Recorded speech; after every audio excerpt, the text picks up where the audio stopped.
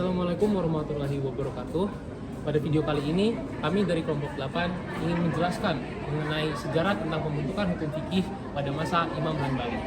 Mari kita simak video berikut.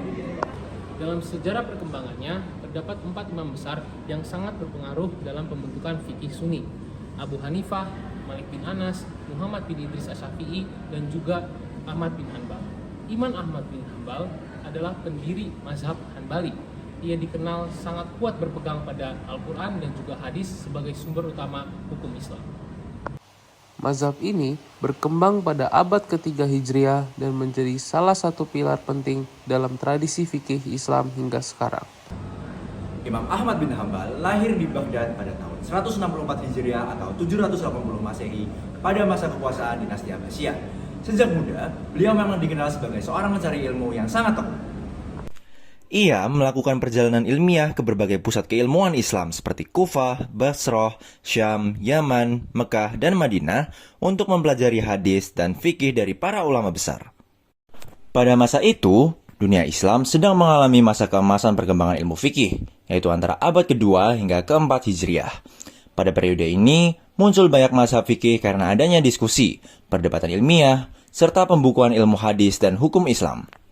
Dengan demikian, dapat kita simpulkan bahwa lingkungan intelektual yang sangat aktif inilah yang kemudian membentuk pemikiran hukum Imam Ahmad bin Hanbal. Berbeda dengan ulama yang lain, yang lebih menggunakan pendekatan rasional, Imam Ahmad dikenal sebagai ulama hadis yang sangat berhati-hati dalam menetapkan hukum. Dalam metodologi ijtihadnya, beliau menetapkan urutan sumber hukum sebagai berikut. Pertama, Al-Quran sebagai sumber utama hukum. Kedua, hadis Nabi Muhammad sebagai penjelas dan dasar hukum setelah Al-Quran. Ketiga, pendapat para sahabat Nabi jika tidak ditemukan dalil yang jelas. Dan yang keempat atau yang terakhir adalah kias atau analogi digunakan secara terbatas dan sangat hati-hati. Oleh karena itu, mazhab Hanbali dikenal sebagai mazhab yang tekstual dan sangat berpegang pada dalil. Pada awalnya, Imam Ahmad tidak berniat untuk mendirikan suatu mazhab tertentu. Ia lebih berfokus untuk mengumpulkan hadits dan memberikan fatwa berdasarkan dalil yang kuat.